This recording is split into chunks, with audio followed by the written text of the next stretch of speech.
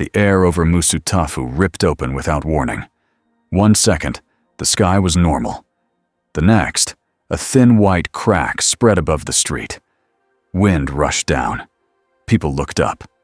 Phones lifted. Someone screamed. A woman dropped out of the tear. She did not tumble. She fell straight down with control, knees bent, arms ready. She hit hard enough to crack the asphalt. Dust jumped. Paper blew across the road. A villain was already there, mid-crime, enjoying the crowd. He had metal spikes along his arms and a little girl gripped by the collar. Behind him, people were pinned against a storefront window. "Perfect," he said. "A new hero falls from the sky." The woman stood. Her eyes moved fast, counting hostages and exits. "Let her go," she said. The villain laughed. "What quirk is that? A strong voice?" He tightened his grip on the child. "Back up." Or, he stopped when the woman moved. It was a single step that became a blur. She was in front of him before he understood. One hand caught his wrist, the other pulled the girl free and placed her behind her. The spikes scraped her forearm. They did nothing. The villain jabbed again. The woman crossed her arms. Her bracelets flashed. Metal hit metal with a loud clang, and the spikes bounced away. She did not punch him right away. She watched his eyes. She waited for the moment he chose to hurt someone again. He swung both arms, wild and angry, trying to push past her. She stepped in and struck once, open-handed to his chest. He flew back into a parked car. The hood folded. The alarm screamed. People shouted. Some ran. Some filmed. The villain coughed and forced himself up, shock on his face. "What are you?" The woman lifted her hand. A golden rope snapped out like a whip and wrapped around his waist. The moment it tightened, his body went stiff. "What is—" he began. "Speak the truth," she said. His mouth fought, and then the words spilled out. "I don't want to do this. I'm scared. I owe money and they said they'd break my legs." The street went quiet in the strangest way. He tried to bite his tongue. It did not help. "I hate hurting people. I just wanted an easy score." A nervous laugh popped from somewhere in the crowd, then died as fast as it came. The woman's face softened, but her grip did not. "Who paid you?" "A man with a voice changer," he blurted. "He said heroes would come. He said it would be funny." Sirens grew louder. A shadow dropped from a rooftop.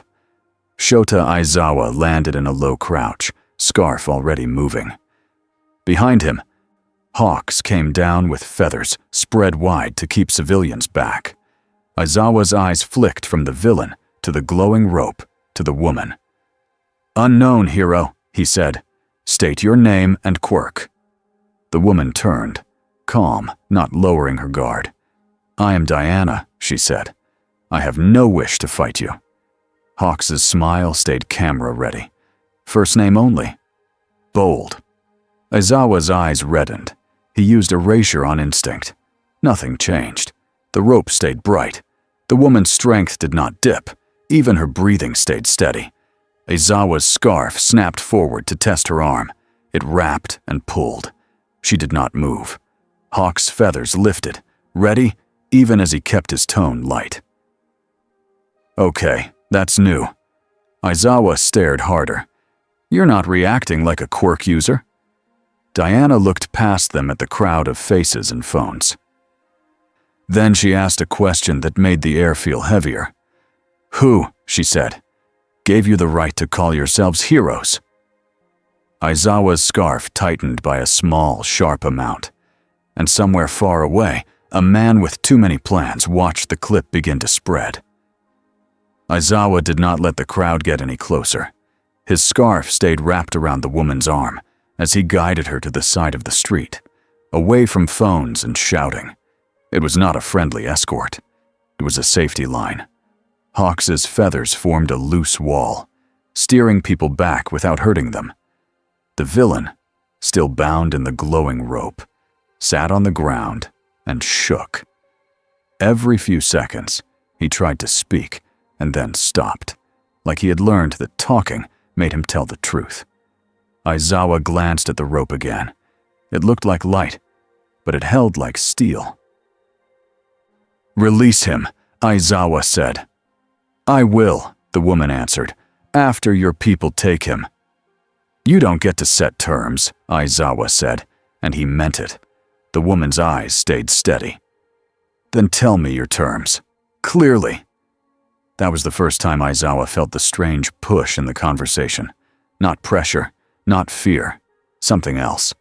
Like she expected honesty the way most people expected air. Hawk stepped closer, still smiling. "Let's do this simple. We'll take the bad guy. You come with us. We'll talk somewhere quiet. No sudden moves." The woman looked at him. "Your name?" Hawks blinked. "Hawks." "Your purpose," she said. Hawks' smile twitched. Cameras were still pointed at them. "Protect civilians. Keep the peace. Make sure the public doesn't panic." The woman nodded once, like she approved the answer. Aizawa stared at Hawks, annoyed. Then he looked back at the woman. "Name," he repeated. "Full name. And quirk." "I am Diana," she said. "From Themyscira." "That's not a place," Aizawa said flatly. "It is," she replied. Hawks spread his hands a little. "We can argue about maps later." Aizawa signaled to arriving police and heroes. The bound villain was taken away. The glowing rope vanished when the woman flicked her wrist, like she had never been holding it at all. Aizawa noticed that too. Control. No strain. No shaking hands after a fight. He did not like unknowns. They moved fast after that.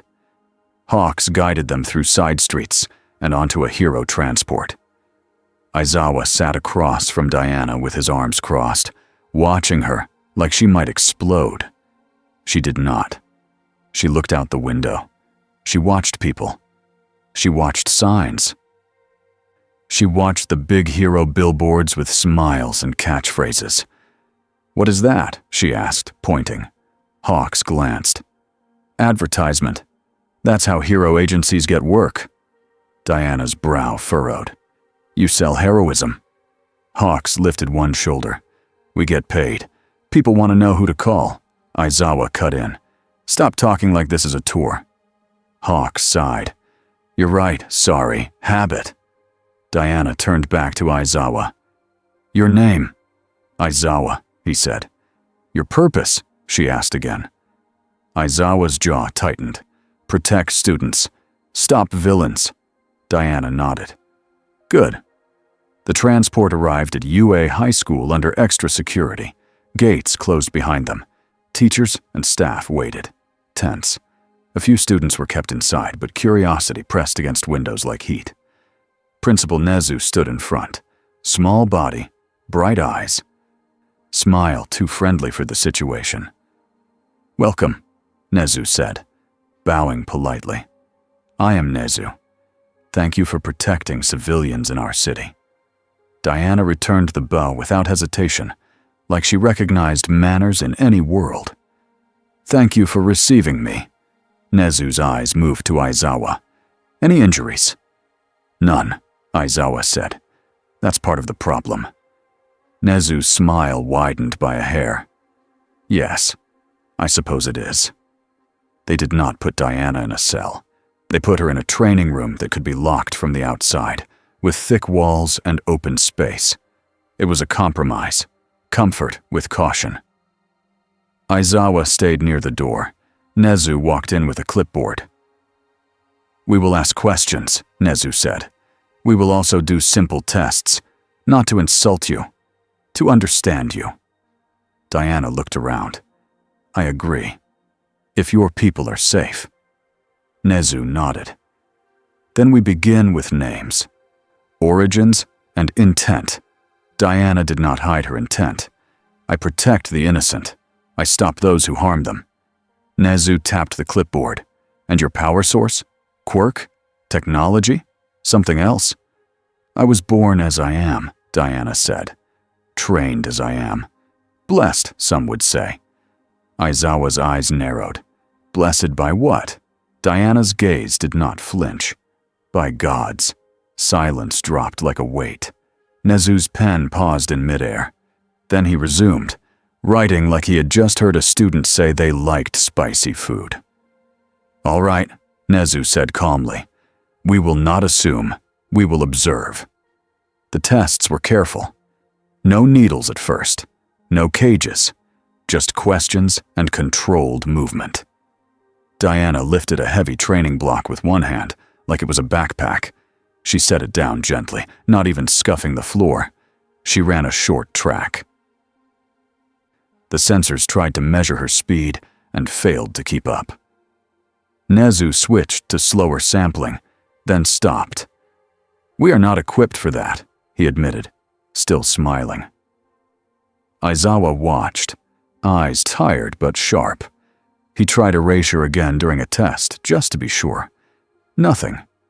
Either you're lying, Aizawa said, or you're not using a quirk. Diana looked at him. I'm not lying. Aizawa's voice stayed flat.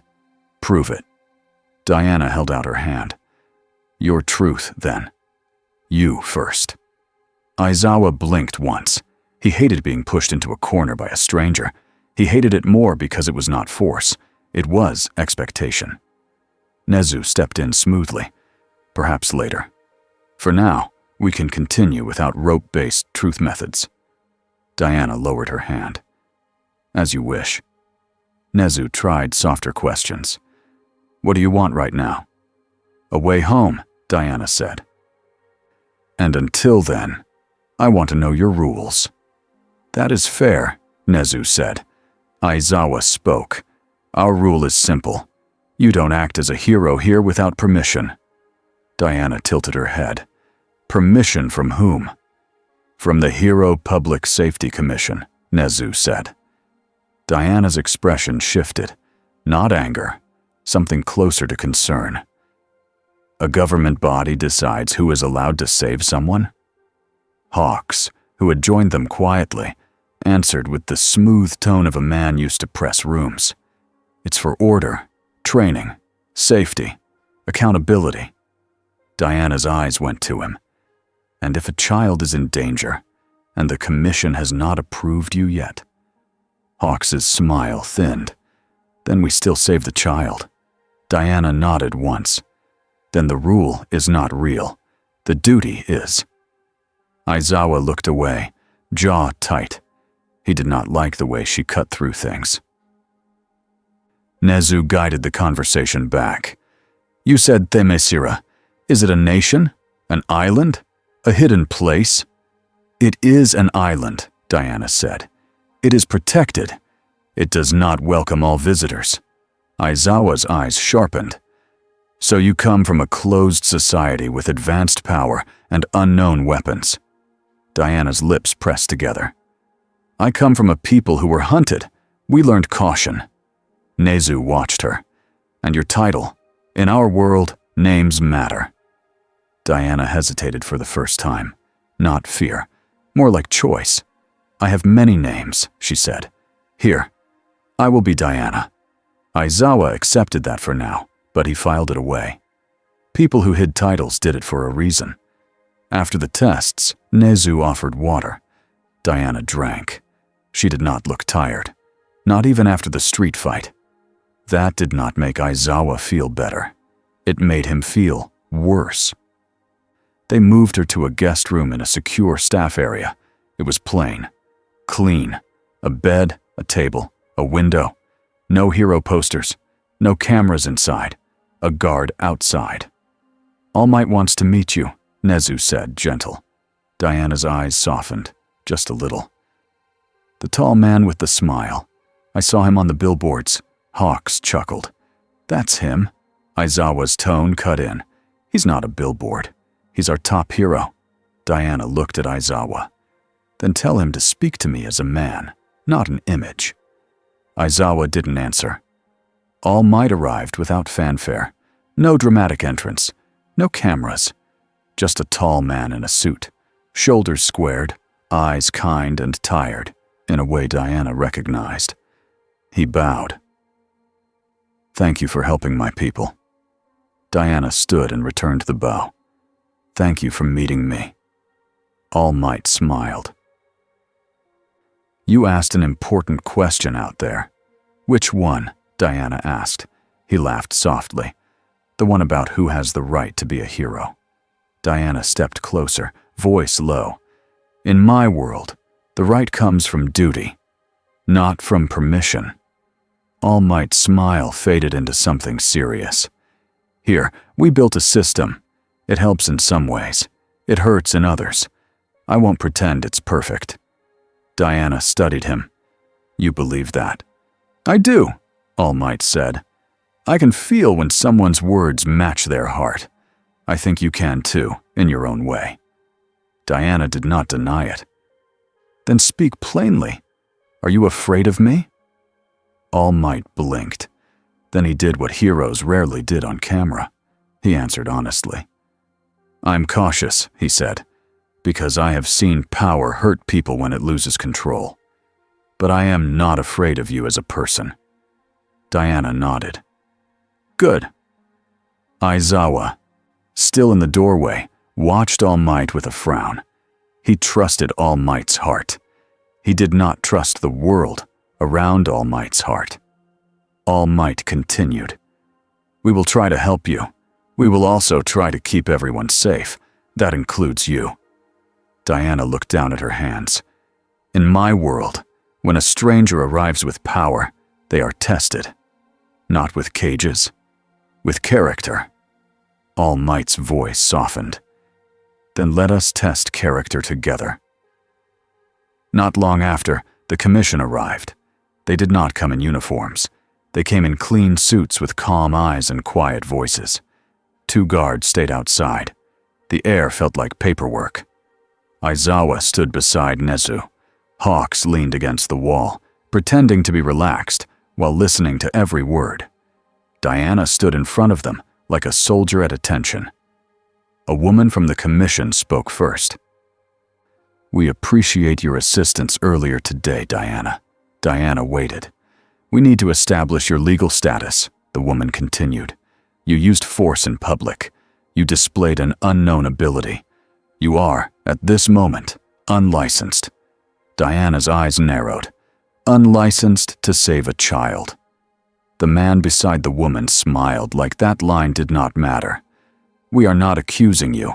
We are managing risk." Diana's voice stayed calm. "Then manage your villains. I will not apologize for rescue." The commission woman held up a tablet. "We require cooperation, identification, a statement for the public, controlled movement. No unsupervised hero activity." Diana looked to Nezu, then All Might, then Aizawa. "Do you agree with this?" All Might hesitated, pained. Nezu's smile stayed polite. Hawks watched the cameras he knew were outside. Aizawa spoke first. "Yes," he said, "for now." Diana faced him fully. "Why?" "Because," Aizawa said, "if you're a threat, we need time to learn it before people die." Diana's jaw tightened. "I am not here to conquer. I am not here to rule." Aizawa did not blink. "Everyone says that." Diana's hand lifted slightly, palm open. "Then let us do the truth check." Hawks made a small, choking sound. "Oh boy." The commission woman stiffened. "Absolutely not." Diana's eyes moved to her. "Why not?" "Because it is coercion," the woman snapped, then caught herself and corrected her tone. "Because it is not an approved method of interview." Diana's gaze stayed steady. "Or because the truth would be inconvenient." Nezu stepped between them smoothly. "We will proceed without the rope," he said, voice bright. "We can build trust without forcing it." Diana lowered her hand. "Very well." The commission left with conditions, papers, rules, a promise of more meetings. Diana was handed a thin folder before the commission left. It was full of forms. One page asked for quirk type, another asked for hero name, another asked for agency affiliation. There was even a box for known weaknesses, as if a stranger would write them down like a grocery list. Diana stared at the empty lines. The paper felt small, like it was trying to hold a story too big for it. All Might glanced over her shoulder and gave a short, embarrassed laugh. "Yes," he said, "we love forms." Diana looked at him. "Do you ever feel like your duty is being squeezed into boxes?" All Might's smile turned sad. "Every day." Diana picked up a pen, then set it down. "If I lie, I insult your trust. If I tell the truth, your system may try to chain it." All Might met her eyes. "Then we will find a way that keeps your truth and keeps people calm. One step at a time." When the door closed, the room exhaled. Hawks rubbed the back of his neck. "You know, you almost made a government official admit a feeling on record. That's rare." Diana looked at him. "Is it wrong?" Hawks shrugged. "It's dangerous. People with power don't like being seen clearly." Aizawa turned to Diana. "Here's what happens next," he said. "You stay on campus. You don't go out alone. You don't fight unless we say. If you break that, we treat you like a villain." Diana's eyes held his. "If I see someone dying," Aizawa's voice was hard, "you call us." "And if you are too far," Diana pressed. Aizawa's tired face tightened. For a moment, he looked like he wanted to say something softer and could not afford to. Then he chose the honest version. "Then you do what you think you must," he said. "And we deal with the fallout." Diana nodded once. "That is at least real." Later, Nezu allowed one controlled meeting with a small group of students in a large training space with teachers present, not for fun, for observation. Deku stood in the front row, hands clenched at his sides, eyes shining like he was looking at a living lesson. Bakugo stood beside him with a scowl that could cut steel. Todoroki watched quietly, expression unreadable. Diana walked in and stopped when she saw them. "You are children," she said, blunt and gentle at the same time. Bakugo bristled. "We're heroes in training." Diana looked at him. "Then tell me your purpose." Bakugo opened his mouth, ready to shout, and froze. Deku swallowed. His voice came out small but clear. "To save people, even if it hurts." Diana's eyes softened. "Good." Bakugo snapped back to life. "To win." Diana didn't mock him. She just asked, "Win what?" Bakugo's face went red. "Win against villains. Win against anyone who threatens people." Diana nodded slowly. "Better." Todoroki spoke without raising his voice. "To do what is right, even when it is hard." Diana studied him, then nodded. "Good." Aizawa watched from the side, arms crossed. He noticed something that surprised him. She was not judging them like a celebrity. She was judging them like a commander, deciding who could be trusted with a weapon. And she seemed pleased. That night, while Musutafu argued on the internet about the mystery woman, Aizawa wrote a contingency list. Hawk sent quiet messages. Nezu read reports with an eager mind. All Might sat alone and wondered what kind of burden had fallen into his world.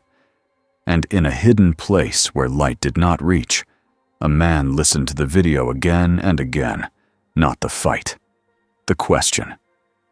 Who gave you the right to call yourselves heroes? All for One smiled in the dark. A weapon that demands truth, he murmured. How delightful. 2 days passed before the next hit.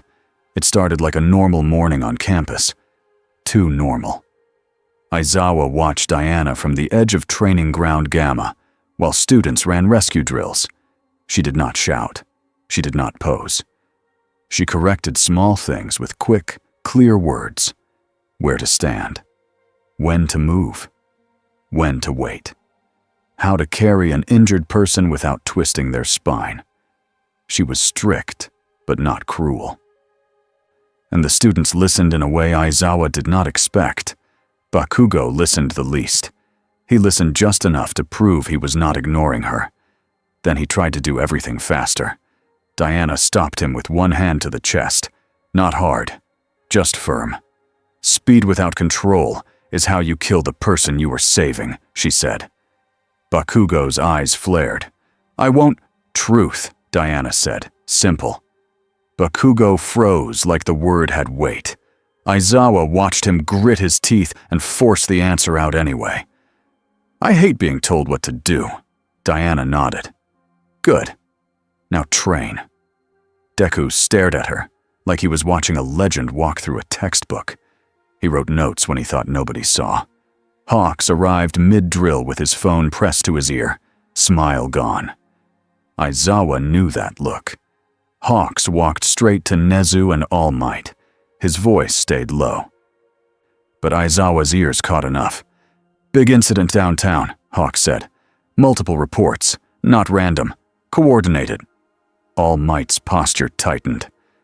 "Where?" "Takoba Station area," Hawks replied. "Crowds, cameras everywhere. Someone is pushing panic." Nezu's eyes sharpened with interest that looked like calm. "So soon," he murmured. Aizawa's gaze went to Diana. She had heard none of it, but she read faces fast. When she saw the shift, she stepped closer. "People are in danger," she said. Aizawa didn't deny it. He hated that he didn't want her to go. He hated it more that he knew they might need her. "All Might," Aizawa said. "If this is a trap, they're counting on us holding her back." All Might's jaw tightened. He looked at Diana.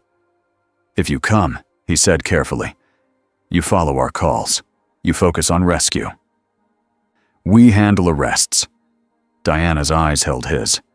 "I will protect the innocent," she said. "That is my call." Hawks gave a quick nod. "Good enough. Let's move." They did not announce it. No public statement. No press. Just speed. The hero transport cut through traffic with sirens and flashing lights. Aizawa sat opposite Diana again. This time, his scarf was not wrapped around her arm, but it was ready. "Tell me the danger," Diana said. "Unknown," Aizawa answered. "That's the point." Diana nodded, accepting the honest answer. When they arrived near Takoba Station, they heard the chaos before they saw it. People were running out of the station in waves. Some were crying, some were filming. A few were pushing, turning fear into a weapon without meaning to. Hawks shot feathers out in a wide net, gentle but firm, creating lanes. "Move left," he called. "Keep space! Don't run into each other!" Endeavor was already there. Flames curled around him like a warning line, not a wildfire. He used heat to herd people away from blocked exits without burning them. His voice cut through the noise like a command. "Stay calm. Follow the heroes. Now!" All Might leapt onto a raised platform and raised a hand. The crowd saw him and steadied, like a storm noticing a lighthouse. Aizawa's eyes snapped to the center of the plaza.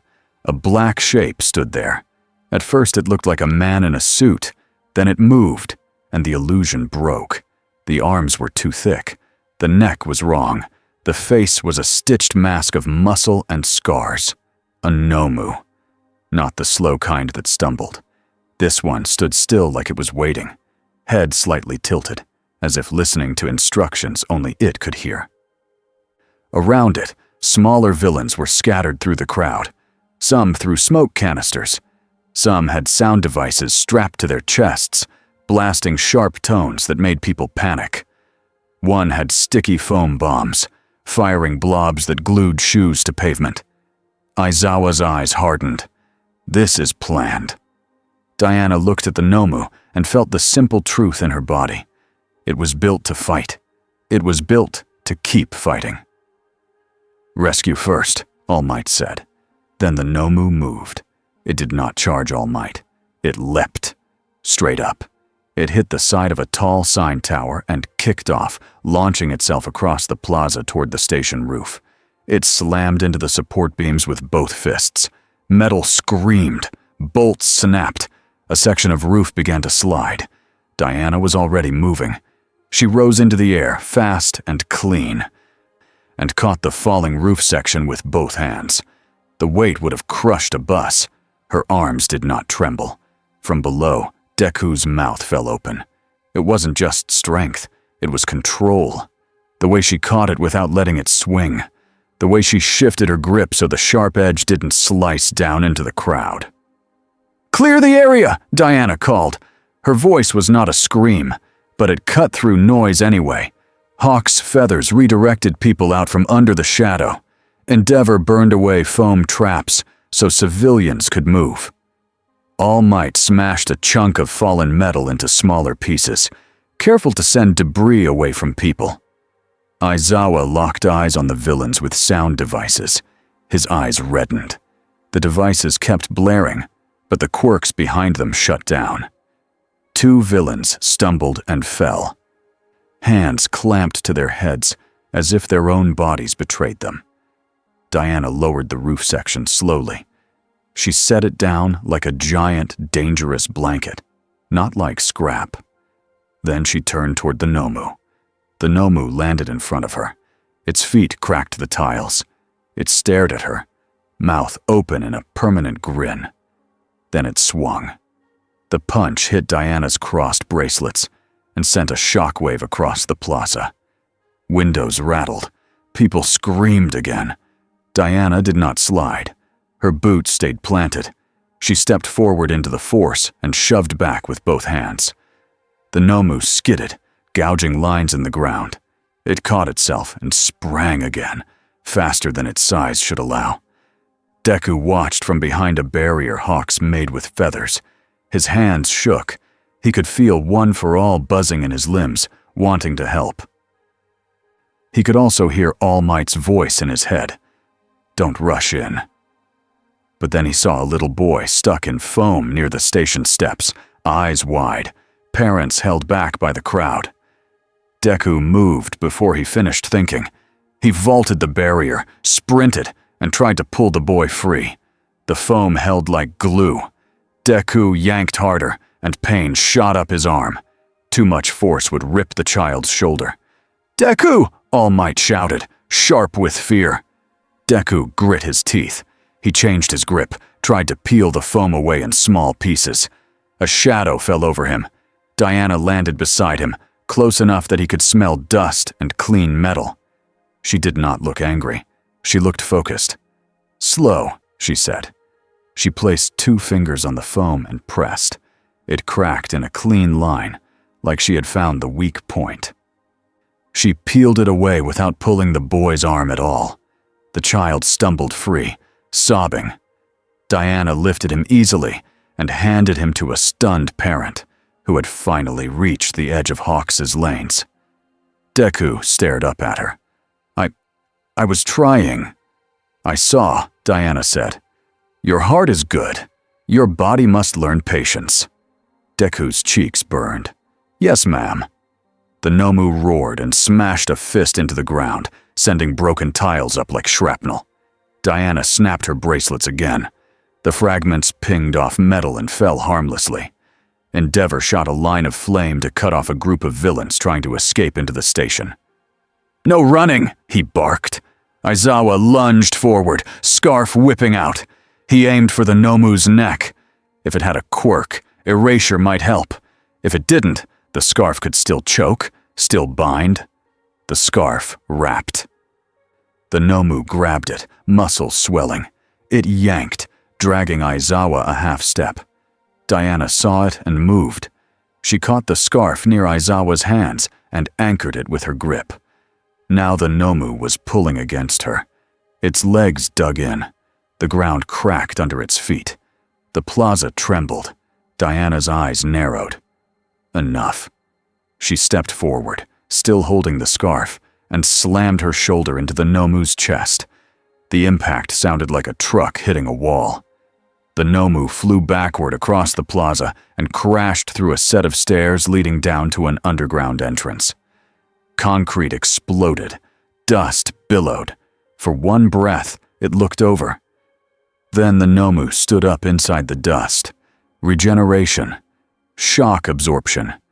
Something else too, because it moved like it had learned from the hit instead of just enduring it. Hawks's eyes flicked to tiny drones above the plaza, hovering near the top of buildings. "We've got watchers," he muttered. "A lot of watchers." "All of this is being recorded," Hawks said louder, "for Aizawa and All Might. Not just by civilians." Aizawa's mouth tightened. "They want a narrative." Diana did not look up at the drones. She looked at the civilians, at the places they could get hurt. The Nomu charged again, but not at her. It ran toward a packed exit lane where people were stuck between barriers and foam traps.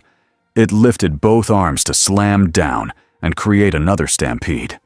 Diana's face hardened. She flew over it, grabbed it by the shoulders, and lifted. The Nomu flailed in the air, legs kicking. It tried to twist and bite, mouth snapping like an animal. Diana held it away from her body like it was a dangerous tool. She rose higher, pulling it away from the crowd. All Might jumped onto a rooftop to follow, ready to strike if needed. Endeavor blasted upward with fire bursts, keeping pace on buildings below. The Nomu suddenly went limp. All Might's eyes widened. That's a trick. Diana felt it too. The body weight shifted wrong. The muscles relaxed in a way that was not surrender. The Nomu's chest opened, like a panel. A device inside began to glow, pulsing red. Diana's thoughts went cold and clear. Bomb. "Down!" Hawks shouted from below, seeing the same flash. Diana made a choice in less than a second. She shot straight up, higher than the tallest nearby building, carrying the Nomu with her. Wind tore at her hair. The Nomu's red light sped up, ticking toward a burst. All Might leapt after her, fast, but he was still behind. "Diana!" he yelled. "Throw it away." "There is nowhere away," Diana called back. "Only farther." The Nomu's device hit its peak. A flash bloomed in the sky. The blast was contained, but not silent. A hard boom rolled over the city. People looked up, screaming, then saw that no fire rained down on them. No glass storm. No burning debris.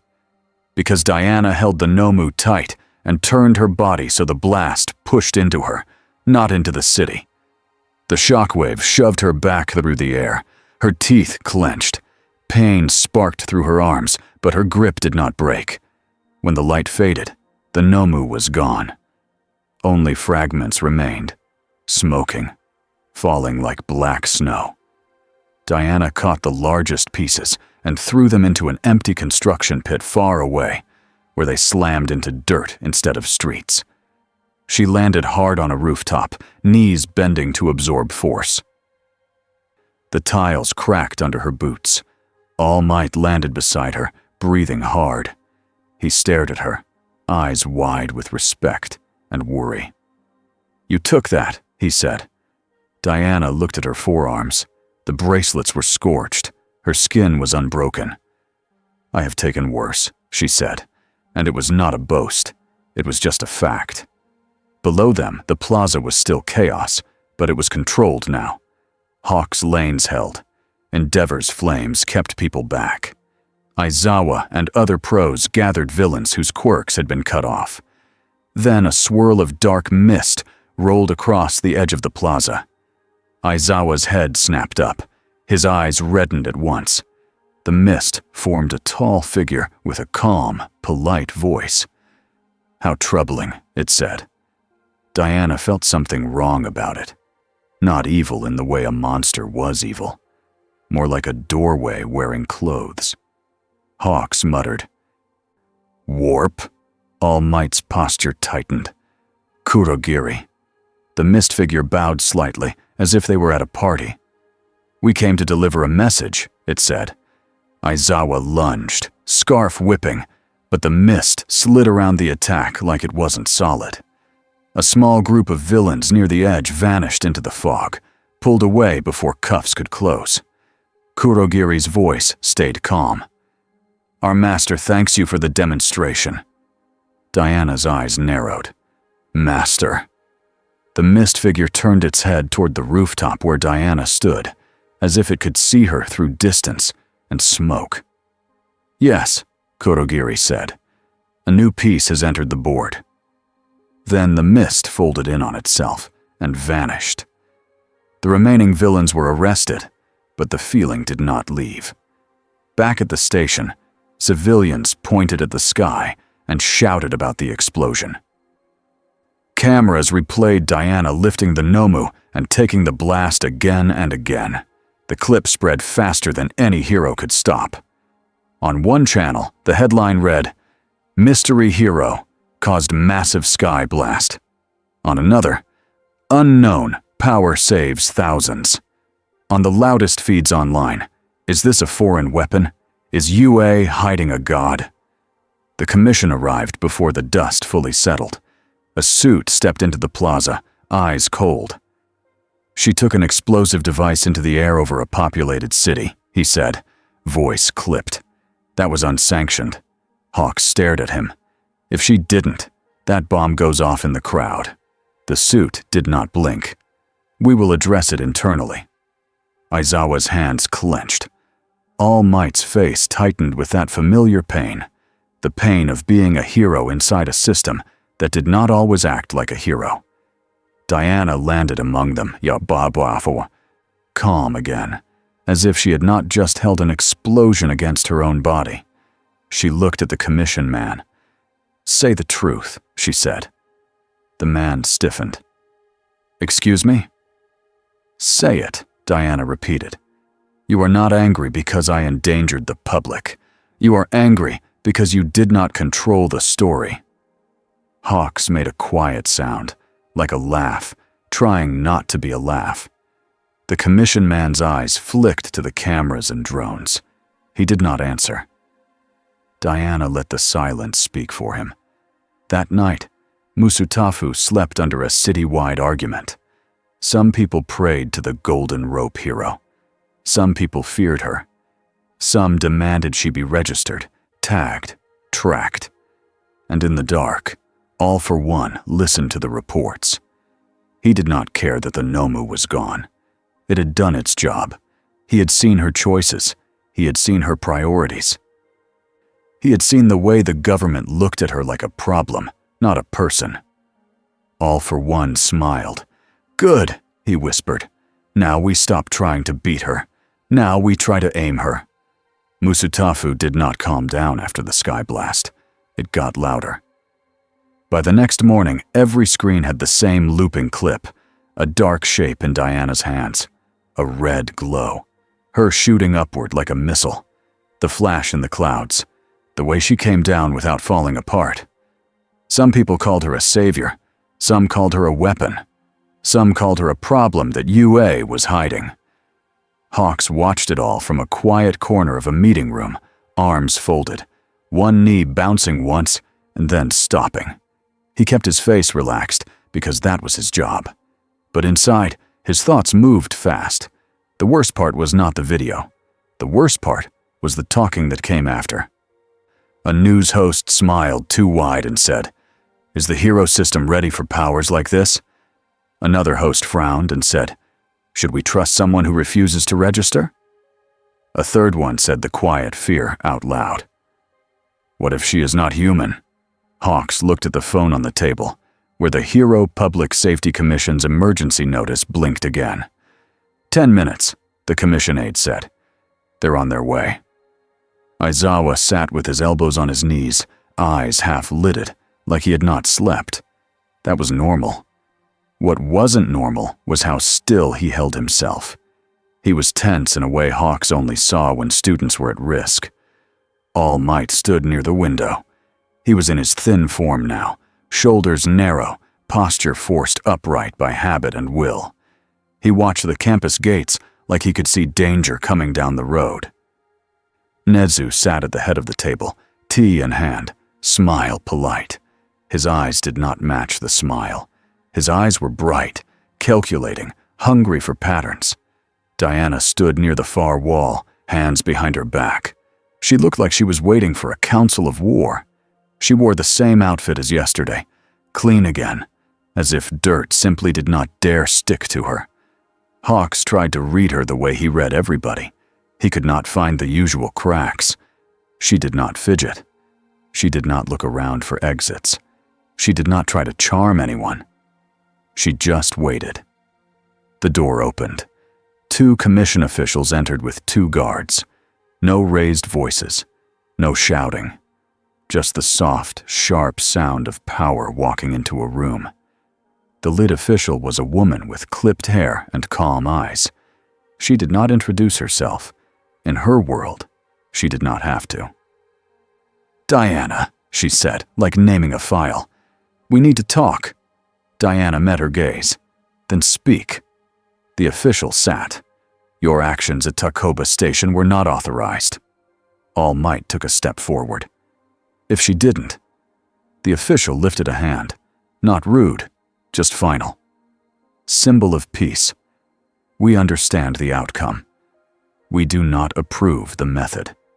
Diana's eyebrows drew together. "I carried an explosive away from civilians." "You carried it into the sky over a populated city," the official replied. "If it failed, the blast could have spread debris over several blocks." Diana's voice stayed even.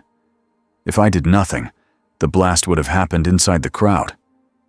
The official's expression did not change. "We are not debating morals. We are debating control." Hawks felt the air tighten. Diana's head tilted. "Then you are debating the wrong thing." Nezu lifted his cup slightly, as if to soften the impact. "We can all agree the public is frightened," he said. "They need reassurance." The commission official nodded. "Exactly. We need a statement, a recorded message, a controlled introduction. We will frame her as a visiting ally, temporarily supervised by UA." Diana looked at the tablet the official slid forward. It was a script.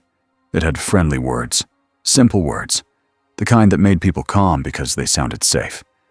Diana read it once, then set it down gently. "No," she said. The second official cleared his throat. "It is a reasonable request." "No," Diana repeated. Same tone. Aizawa spoke. "If you refuse, they will treat you as unregistered. That gets ugly fast." Diana's eyes went to him. "Tell the truth." "Why do they need a script?" Hawk's mouth twitched. There it was again. That truth. Push. Not magic. Not force. Just a demand. The commission official's voice tightened by a thread. "Because the public needs order." Diana didn't move. "That is not the full truth."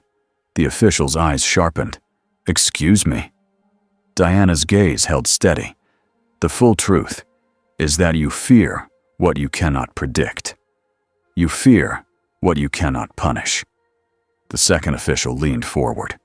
"You are in our country, in our jurisdiction." Diana nodded once. "And your people bleed the same as mine." The woman's voice cooled. "We are not your enemies, Diana. But we will not allow an unknown power to operate without oversight. We require registration, limits, and a handler." "A handler," Diana repeated, like she was tasting the word. "Yes," the official said. "A liaison. A monitor." All Might's hands curled into fists at his sides. He kept his voice quiet. "She's not a prisoner." The official did not look at him. "She is a risk." Diana's jaw tightened. Then she did something Hawks did not expect. She smiled, not happy, not mocking, just clear. "Then say your purpose," Diana said. The official blinked. "What?" "Your purpose," Diana repeated. "Why do you exist?" The official's face stayed smooth. "Public safety," Diana nodded. "And what do you fear most?" Silence. Hawks felt Aizawa's stare from the side, like a warning. "Don't make this worse." Diana didn't raise her voice. She didn't step closer. She just waited, like a person who believed truth would show itself if you stopped talking long enough. The official finally answered, and her words came out careful. "We fear panic," she said. "We fear collapse. We fear the public losing faith in heroes." Diana's smile faded. "Then your system is fragile." The second official's tone sharpened. "And your presence makes it more fragile." Nezu set his tea down. "We can compromise," he said brightly. "Perhaps Diana can remain on campus, supervised, while we investigate her origins." "And while the public tears itself apart with rumors?" the official asked. "No. We need an answer now." All Might looked at Diana, eyes heavy with apology. "Maybe. A short statement," he offered. "Just enough to calm them." Diana's eyes softened toward him. "You are kind," she said. "But I will not lie. And I will not pretend I am something I am not." Hawks tapped his finger once on his knee, then stopped. "What if we do a statement without details?" he said. "Name only. Intent only. No promises we can't keep." The official's eyes moved to Hawks. "A controlled message, yes." Diana looked at Hawks. "Truth," she said. "Quiet." Hawks exhaled, half amused, half trapped. "Fine.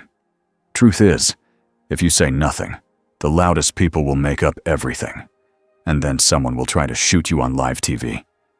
Diana stared at him, then nodded slowly. "That is honest." Aizawa rubbed his face. "So we do a message," he said. "Short." The commission official slid the tablet back. "Read it." Diana did not touch it. "I will speak my own words." The official's jaw flexed. "We will review them first." "No," Diana said again. For the first time, the official's calm slipped into something harder. "Diana, you are not in your world." Diana's voice stayed soft. "Neither are you," she replied. "If you think a hero needs permission to save a life." The meeting ended without a clean win. A script was not agreed on. A handler was demanded. UA was ordered to keep Diana on campus. The commission left with the same calm faces, but the air behind them felt like a closing fist. When the door shut, Hawks let out a breath he'd been holding. "Well," he said lightly, "that went great." Aizawa shot him a look. Hawks raised both hands. "Joke." "Sorry." All Might stepped toward Diana. "I'm sorry," he said, voice low. Diana looked at him. "For what?" "For how they spoke to you," All Might said. "For asking you to fit inside a box." Diana's shoulders eased a fraction. "I've been asked to fit inside boxes before," she said. "They were called temples." All Might gave a tired, sad laugh. "Sounds familiar." He led her away from the meeting room, down a quiet hallway where the walls held framed photos of graduating classes. Young faces, old smiles, futures. Diana paused at one photo of a group of students in hero costumes, standing proud, arms around each other. "You train children for war," she said, blunt. All Might stopped too. He didn't argue. He didn't pretend it was noble. "We train them," he said, "because villains don't wait until they are adults." Diana's gaze stayed on the photo. "In my world, we train to protect. But we do not pretend it is easy or clean." All Might's eyes narrowed slightly, like he was looking at his own world from outside for the first time in a while. "This world likes to pretend," he admitted. Diana turned to him. "You are not pretending." All Might swallowed. "I tried to be a symbol," he said. "A simple shape people could believe in. But a symbol can become a mask." Diana's voice softened. "Does it hurt?" All Might didn't answer right away. Then he nodded once. "Yes." Diana looked at him for a long moment. Then she spoke like she was making an oath. I will not let them use me as a mask, she said. Not for fear, not for control. All Might's smile was small. That's what scares them, he said, and what gives me hope. Later that day, Diana found Deku alone on a training walkway, notebook open, pencil moving too fast. His face was pale with stress. He looked up when she approached. His eyes went wide like he had been caught doing something wrong, then softened into relief. Diana, he said, I wanted to ask you something. Diana stopped at a respectful distance. Ask. Deku hesitated, then pushed through it. When you grabbed that bomb, you didn't even hesitate. How do you know what to do when there are too many people to save? Diana's eyes were steady. You do not save everyone, she said. Deku flinched. That hurt him. Diana continued, gentle but firm. You try, with everything you have, but you accept that you are not a god. Deku stared at her. But I am strong, Diana said. That does not make me right every time. Deku's pencil shook a little. I hate the idea of choosing, he whispered. So do I, Diana said. That is why we train, so we can choose faster, better, with less harm. Deku looked down at his notebook. People think you're scary. Diana's mouth tightened. People fear what they cannot understand. Deku nodded quickly. I don't. I was shocked. But you feel like a real hero. Diana studied him. Speak truth, she said, almost teasing now. Deku froze. Then blurted, I want to be like you. The words hit the air like a thrown stone. Deku turned red to his ears. Not like you, exactly. Your bravery, and Diana's expression softened. Do not be like me, she said. Be like your best self, but take one lesson from me. Deku swallowed. What? Diana pointed to his hands. You destroy your own body to win, she said. That is not heroism. That is desperation. Deku's throat tightened. I have to. Diana shook her head once. No, you want to, because you fear failing. Deku's eyes filled fast, and he hated that she saw it so clearly. Diana's voice stayed calm. Courage is not burning yourself to ash, she said. Courage is staying alive so you can keep saving people tomorrow. Deku nodded, blinking hard. Yes, ma'am. As Diana walked away, she heard him whisper the words again, like he was trying to carve them into his mind. Stay alive, so you can keep saving. That night, Aizawa watched security feeds and wrote a new list. Not just contingency plans for Diana, plans for what the world would do to Diana. Because he could see it now, clear as a knife. If she was a weapon, villains would try to steal her. If she was a symbol, the government would try to own her. If she was neither, the public would try to tear her apart until she became one. Aizawa's eyes drifted to the camera pointed at the guest room hallway. Diana's door, the guard outside. He didn't trust power, but he trusted something else. He trusted patterns. And the pattern was shifting in a way that meant trouble. Far from UA, in a hidden room full of screens, All for One watched the city's fear bloom like a flower. He did not rage that the Nomu had been destroyed. He did not even mourn the lost pieces. He watched the way officials spoke about Diana. He watched the way heroes hesitated around her. He watched the way the public either worshipped or hated. Perfect, he murmured. Dr. Garaki's voice crackled through a speaker. Her biology is unknown. We have no samples. All for One's smile didn't change. We don't need blood, he said. We need behavior. On another screen, the clip replayed.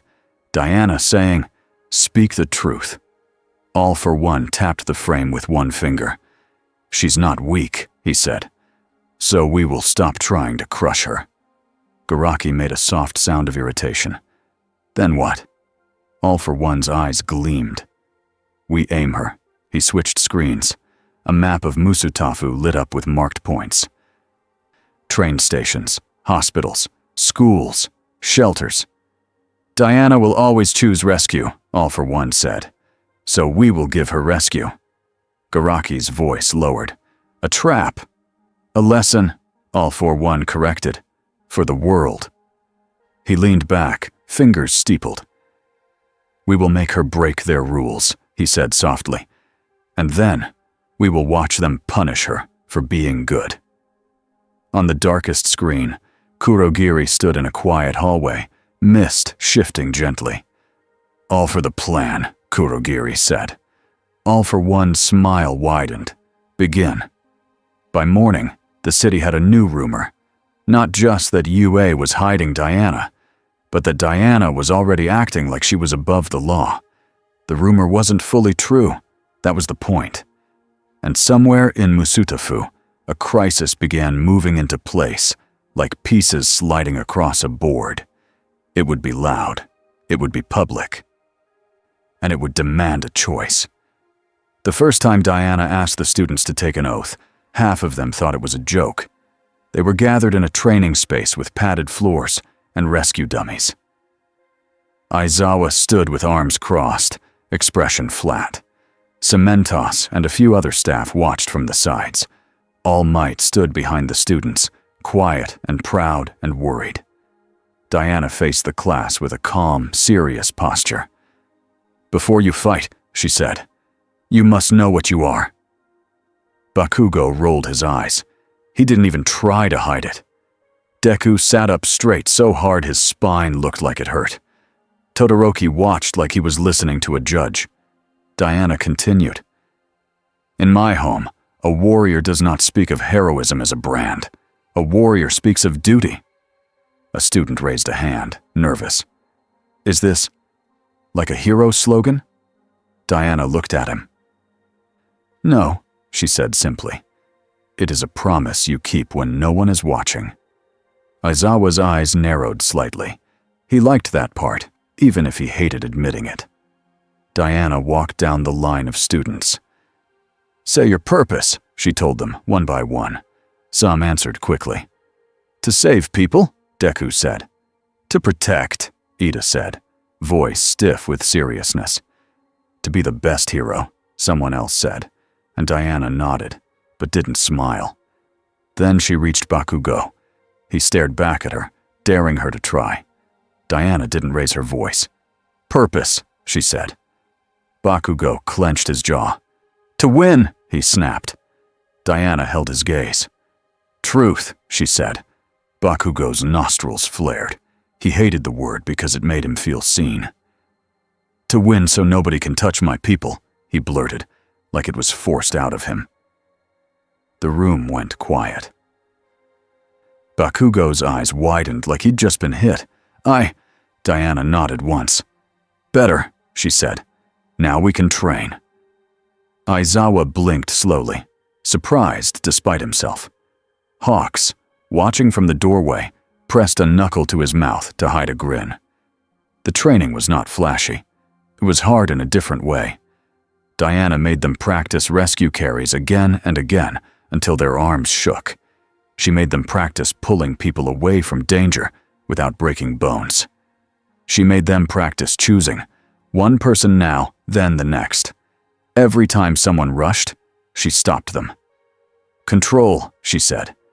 Every time someone hesitated, she pushed them. "Move," she said. She didn't insult. She didn't yell. She just demanded the best version of them, like she believed it existed. After the session, All Might approached her in the hallway. "You're doing well," he said. Diana nodded. "They are good," she said. "They are also young. Too young."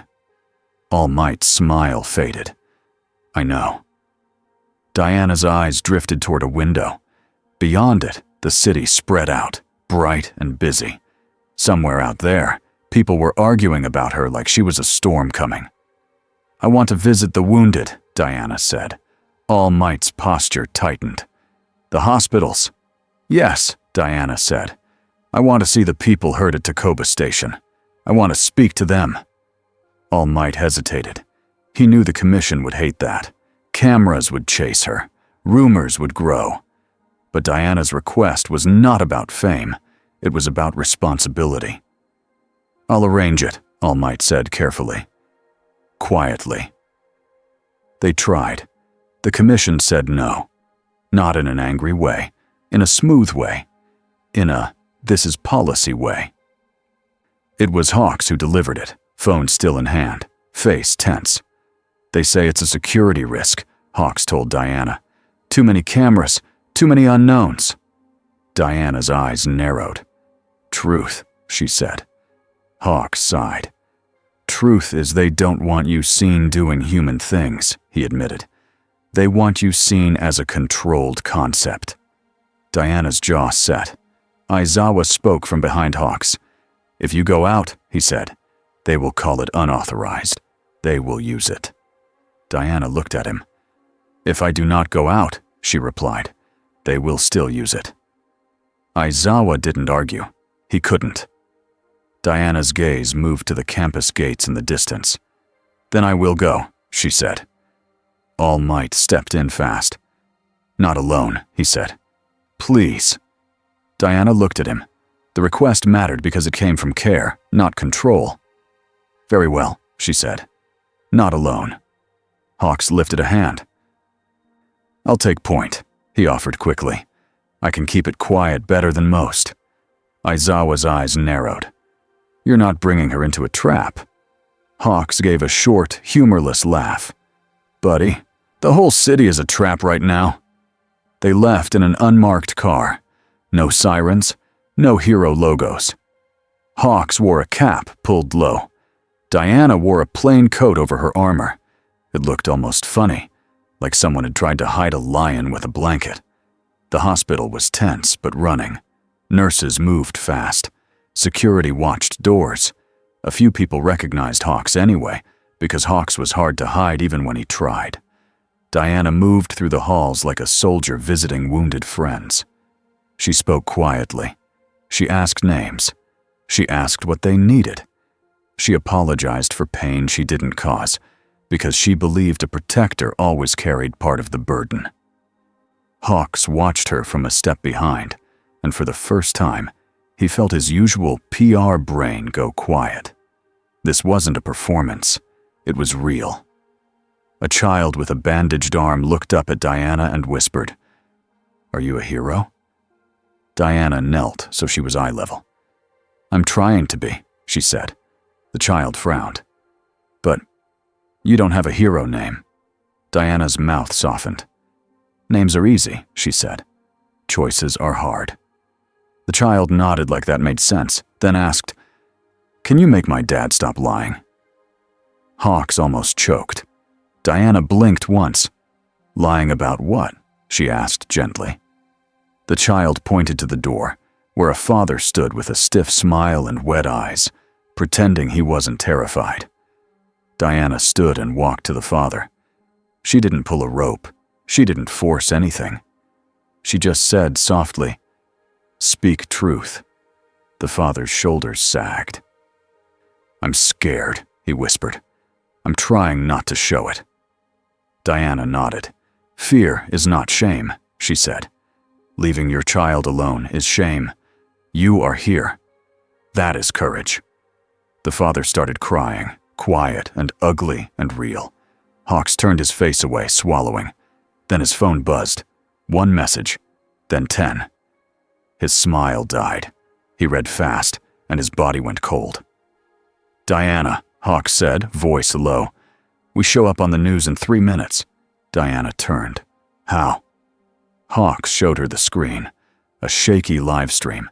A hospital corridor. A blurry shot of Diana's coat and her face. The headline already formed itself in real time. "Mystery woman visits victims. Unauthorized move." Diana's eyes narrowed. "They found us." Hawks's voice was tight. "Or they led us." A scream echoed from farther down the hall. Not the scream of fear. The scream of pain. A nurse ran around the corner, face white. Security! She shouted. Someone attacked the supply room! Hawk's feathers lifted from his back, ready. Diana moved first. They ran. The supply room door was ripped off its hinges. Inside, shelves were smashed. Medical supplies were scattered like a storm hit them. 3 masked men stood over a terrified staff member. One held a knife. Another held a small device, pulsing with light. The staff member's eyes were wide. "They said they'd blow it," she cried. Hawk's voice snapped sharp. "Drop it. Now!" The knife man laughed. "On camera? Sure." Diana's gaze flicked to the corner. A tiny drone hovered there, blinking red. Aizawa had been right. A narrative trap. The man with the device lifted it higher. "Back up," he said. "Or the whole hall." Diana stepped forward anyway. Not fast, not violent. Just forward. She held her hands open. "No one dies here," she said. The knife man lunged, like he wanted her to hit him on camera. Diana didn't. She pivoted, caught his wrist, and twisted just enough to make him drop the knife. Then she swept his legs with a clean movement and pinned him to the floor with her knee. No blood. No broken bones. Just control. Hawks shot feathers to bind the other two before they could move. The man with the device fought against the feathers, eyes wild. "Let me go!" he yelled. "I don't want to die!" Diana looked at the device, then at the man. "Truth," she said. His face twisted and the words burst out. "They told us to do it.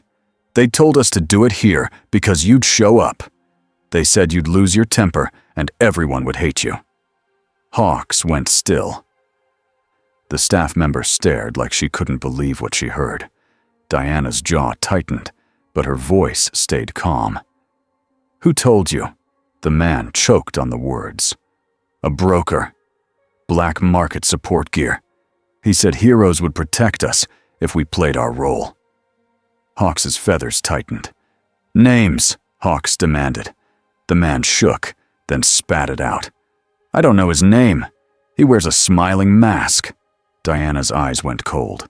A smiling mask. Not a clown, not a performer. A symbol.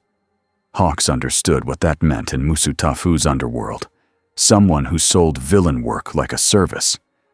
As security rushed in, Diana stood and looked at the drone again. It pulled back, backing away like it was alive.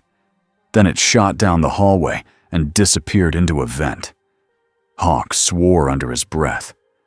"They got their clip," he said. "Even if you did everything right." Diana's voice was quiet. "Then we take their source." Aizawa's voice crackled in Hawks's earpiece. "Hawks! Report!" Hawks looked at Diana, then spoke. "It's a setup," he said. "Hospital ambush. Drones. They wanted her to snap." Aizawa's voice sharpened. "Did she?"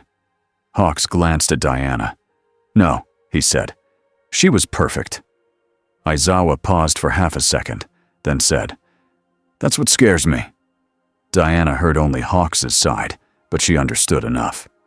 "Take me to the commission," she said suddenly. Hawks blinked. "What?" "Take me," Diana repeated. "I will speak to them plainly. I will not be shaped by their fear." Hawks stared at her. "If you do that, they'll try to lock you down." "Then they will reveal what they are," Diana said. Hawks swallowed. Then another message hit his phone. New incident. Warehouse district. Smoke. People trapped. And the location tag was too neat. Too clean. Like someone wanted heroes to go there. Diana looked at Hawks's face and knew something had changed. "Where?" she asked. Hawks hesitated, then told the truth. "Warehouse district," he said. "And it's loud. Like bait." Diana turned toward the exit. "Then we go," she said. Hawks grabbed his cap, jaw tight. "Okay," he said. "But we go smart." They didn't have time to bring a full team. They pulled Aizawa and one local pro unit in through comms. Endeavor was already tied up with another call. All Might was moving, but slower, because he couldn't afford to burn out in the wrong moment. So it became a lean strike, hawks above, scouting. Aizawa on the ground, eyes ready, scarf ready. Diana in the center, because the trap was built for her. The warehouse district smelled like oil and salt air. Metal buildings sat in rows like sleeping beasts. Smoke curled from a half-open loading door. Sirens wailed in the distance, but the closer streets were too empty. That empty was not normal. Hawks landed on a rooftop and pointed. "There," he said. "That building? Too clean. No random crowd. No messy panic." Diana's eyes scanned the area. "They want control," she said. Aizawa stepped up beside her, tired eyes sharp. "They want footage," he replied. They entered through the broken loading door. Inside, the warehouse was a maze of stacked crates and hanging chains. The smoke came from flare canisters, not fire. It filled the air in thick sheets, turning light into gray. Aizawa's eyes glowed red. He could shut down quirks. He could not shut down darkness and smoke. A sound hit them. A low tone that made the bones in Diana's teeth feel it. Then another tone, and another. Hidden speakers. Crowd panic tech. Diana's eyes narrowed. "This is to disorient," she said. Aizawa's scarf snapped forward, catching one speaker and ripping it down. A figure darted between crates. Hawk's feathers shot out like darts, pinning the runner's coat to a wall. The runner laughed anyway. "Toga," Hawks muttered, recognizing the voice even through the haze. Aizawa lunged to grab her, but she slipped free with a quick twist, too practiced, too slippery. Diana moved toward her like a wall closing. "Stop," Diana said. Toga giggled. "Stop? You're not even a real hero here." Diana's gaze sharpened. "Truth," she said. Toga's smile faltered for a fraction, then widened again. "Truth is, I like watching people break," she sang. "Truth is, you'll break too." She dashed away deeper into the warehouse. Hawks swore. "She's leading us." Aizawa's voice was flat. "We know." They followed anyway, because a scream rose from the far side. Not staged this time. Real. A group of civilians were tied near the back, hands bound, mouths taped. Some were dock workers. Some looked like delivery drivers. Their eyes were wide with fear. A man in a mask stood near them, holding a small detonator in one hand, a phone in the other. The mask was white. It had a smiling face painted on it. Hawks froze on the rafters. "That's him," he whispered. The masked man spread his hands like he was welcoming guests. "Diana," he said warmly. "So kind of you to come." Diana stepped forward, eyes locked on him. "Release them," she said. The masked man chuckled. "You don't know how business works here," he said. "I provide services. People pay. I deliver." Aizawa's eyes flared, trying to catch him with erasure, but the man didn't show a quirk. He just stood there, too calm. Diana took another step. The masked man lifted the phone. "Smile for the cameras," he said. Diana's gaze flicked. Drones again, hidden in the upper beams, blinking red. "Truth," Diana said, voice like steel. The masked man tilted his head. "Oh, I love that," he said. "You want the truth? Here's one." He tapped the detonator lightly against his palm. "If you touch me," he said, "those restraints tighten. They cut skin. They make people scream. And you'll be on camera doing nothing to stop it," Hawks hissed through his teeth. Sadistic, Aizawa's scarf shifted like a snake, ready to strike the detonator. The masked man's voice stayed cheerful. "And if you attack the drones, my friends outside will fire into the street. Your choice is not a fight. It's a story." Diana's hands curled into fists, then opened again. She chose calm. "You are using fear as a weapon," she said. The masked man bowed. Fear pays well. Diana's eyes locked on the tied civilians. Their chests rose and fell too fast. One of them was already bleeding from a wrist. Diana took a slow breath. Then she moved. Not toward the masked man, toward the civilians. The masked man's head snapped up. "Ah! Ah!" Diana's lasso flashed out like a line of sunlight. It did not wrap his body. It wrapped the detonator. The rope tightened. The device ripped from his hand and flew across the air into Diana's palm. The masked man stumbled back, shocked. Hawk's feather slammed down, pinning the man's arms to his sides before he could reach for anything else. Aizawa's scarf snapped around the man's legs, taking him to the ground. The masked man laughed anyway, breathless. "Beautiful," he wheezed. "So strong, so fast, and still." Diana was already at the civilians. She snapped restraints with careful pressure, breaking the locking points instead of yanking. She pulled tape off mouths gently so skin didn't tear. "Go," she told them. "Now.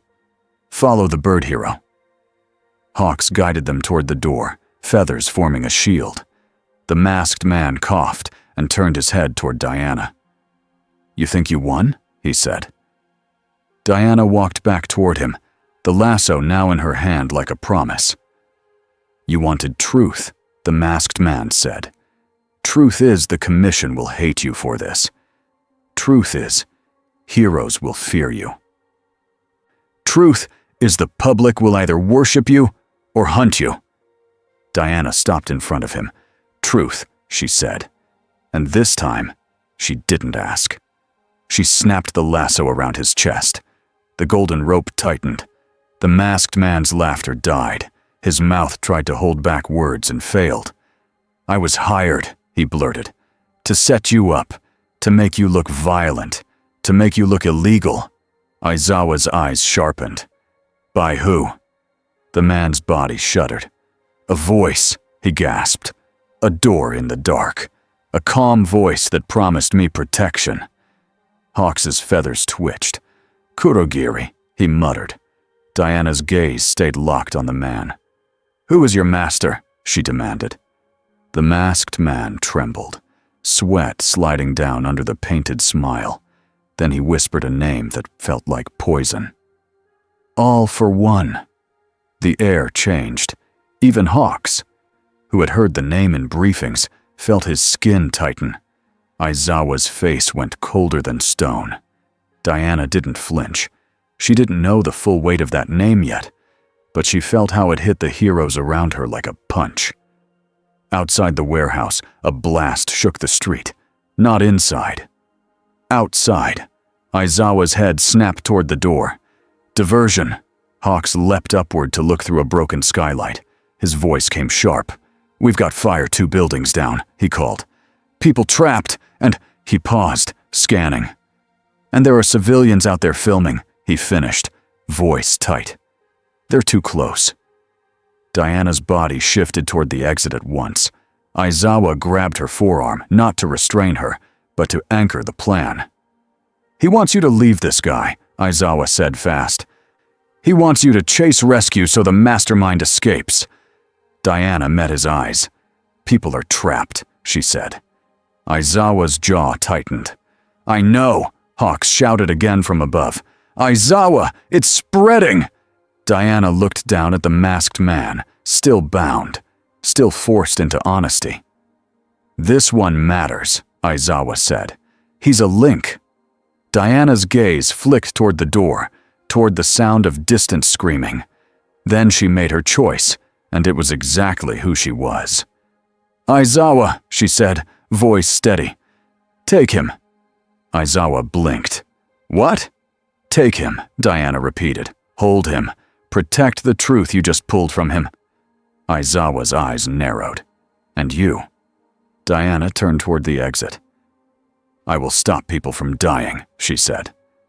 Hawks dropped down beside her, feathers already forming a path. "I'm with you," he said quickly. Diana nodded once. "Then move!" They burst out into the street. A building nearby was burning from the inside, flames licking out of broken windows. Not normal fire. It moved too fast, too hot. It had been started by someone with intent. Civilians stood too close, filming, shouting. Some were frozen, not sure if they should run or watch. Diana flew straight to the second floor and ripped a metal shutter off with one hand, throwing it aside so it didn't hit anyone. "Back!" she shouted down. "Move back!" Some listened. Some didn't. A man raised his phone higher, trying to get the perfect shot. A piece of burning beam cracked and fell. Diana moved faster than the man's fear. She caught the beam, crushed it in her grip to stop the fall, and tossed the pieces into an empty lot. Hawk's feathers yanked people away like firm hands. Inside the building, smoke choked the air. Diana's lungs did not fail, but she still moved with care, because the people she carried would. She found 3 trapped workers behind a collapsed shelf. One was coughing blood. One was unconscious. One was trying to pull the other 2 free with shaking hands. Diana lifted the shelf like it weighed nothing, then scooped the unconscious worker into her arms. Hawks guided them out through a clear window path, feathers slicing through hanging debris. As Diana carried the injured into open air, she heard the distant whine of drones again. Always drones. Always the story. She set the injured down carefully near medics who were just arriving, then looked up. A drone hovered close, almost bold now. It was filming her face, her eyes, her choice. Diana stared at it like she could burn it with honesty alone. Then the drone shot upward and vanished between buildings. Hawks landed beside her, breathing hard. "They got what they needed," he said. Diana's jaw tightened. "They got rescue," she said. "That is not what I regret." Back at the warehouse, Aizawa reported in with the masked broker in cuffs. But the victory was not clean. The broker's words, "all for one," spread through hero channels like a cold wind. The commission arrived fast, drawn by the noise and the footage. They did not start by praising the civilians saved. They started by asking why Diana was there at all. By the time Diana returned to UA that night, her coat was smoky, her face calm, and her patience thinner. Nezu met her at the entrance with Hawks and Aizawa. "How bad?" Nezu asked gently. Hawks held up his phone. "Bad," he said. The clip was already online. Diana taking down men in a warehouse. Diana binding someone with glowing rope. Diana moving through smoke and fire. The captions were split into 2 worlds. She saved them. She's out of control. Diana looked at the screen, then looked up at the dark sky. Her voice was quiet, but it carried. "This world punishes truth," she said. Aizawa's eyes stayed on her. "It punishes anything it can't handle," he corrected. Diana turned to him. "Then it must learn," she said. Hawks rubbed his face. "And the people who profit from fear will fight that learning," he muttered. In the shadows of Musutafu, All for One watched the warehouse footage with a pleased smile. Not because the broker got caught. Brokers were replaceable. He watched the moment Diana chose rescue over pursuit. He watched the moment the heroes around her looked torn between gratitude and fear. He watched the commission's faces in the background, already hardening into policy. "She is consistent," All for One murmured. "That makes her easy to push." Garaki's voice buzzed through the speaker. The broker spoke the name. "That will alert them." All for One chuckled. "Good," he said. "Let them panic. Panic makes people reach for chains." He leaned forward, eyes gleaming. "Next," he whispered, "we make the choice cost her something personal." And in Musutafu, under bright screens and louder rumors, Diana stood at the edge of a system that wanted to label her hero, weapon, threat. She had never cared about labels, but she could feel the trap tightening anyway.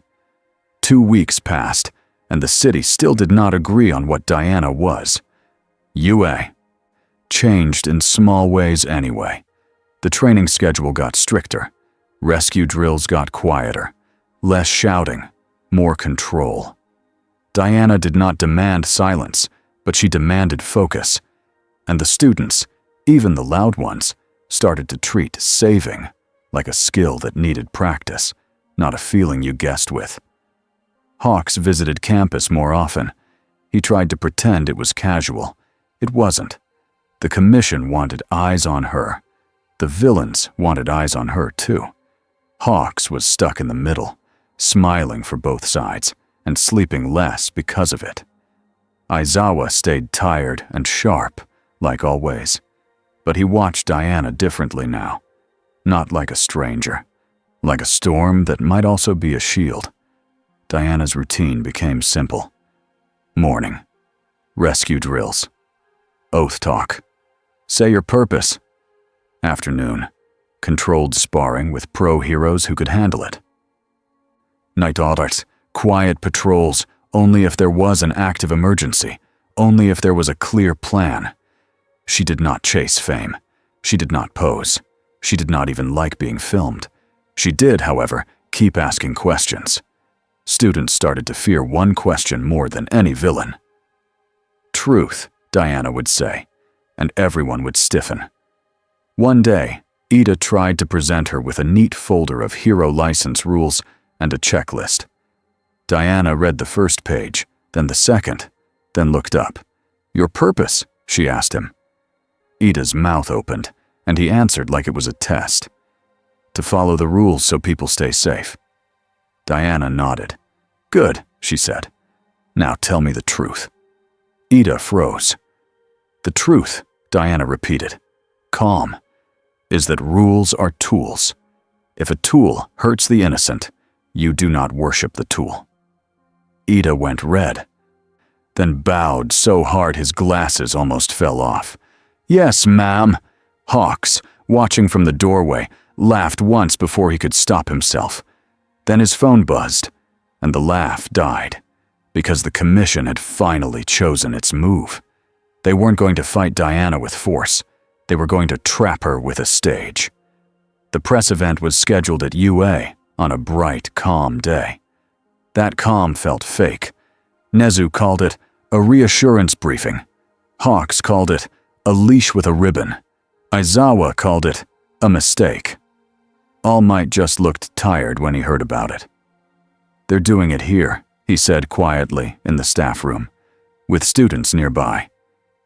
They want safety behind cameras, Hawks replied. His smile was there, but it was thin. They want the public to feel like she's under control. Diana stood with her arms folded. Then let them speak, she said. I will answer with truth. Nezu's small paws rested on the table. They also want you to accept a liaison, he said gently. A handler, Diana corrected. Hawks lifted a finger. They hate that word, but yes. Aizawa's eyes narrowed. You don't need a handler, he said. You need boundaries. Diana turned to him. Then state yours, she said. Aizawa didn't flinch. Don't put my students in the middle of your war, he said flatly. Diana nodded once. Agreed. All Might swallowed.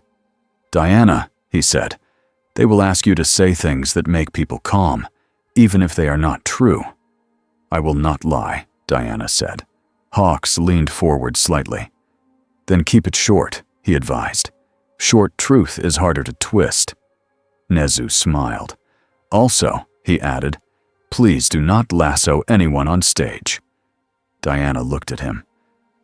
If they lie, should they not be corrected? Nezu's smile stayed polite. I admire your values, he said. Our society does not. Diana's jaw tightened. Then perhaps it should learn. Aizawa exhaled through his nose. That's what scares me, he muttered, almost to himself. Diana heard him anyway. The auditorium was packed with reporters, cameras, and people who pretended not to be afraid. The students were kept behind locked doors in another building, but they watched through screens anyway, because of course they did. Deku sat forward so far in his chair, it looked like he might fall out. Bakugo stood behind him with his arms crossed, scowling at the screen like he could punch it. Todoroki watched quietly. His eyes stayed on Diana's posture, not her face. Down on the stage, Diana stood between Nezu and All Might. The commission official sat at a table with a microphone and a smile that didn't reach her eyes. Hawk stood off to the side. Security. But really, he was the early warning system. Aizawa was in the back, half in shadow, eyes narrowed, ready. The commission official spoke first.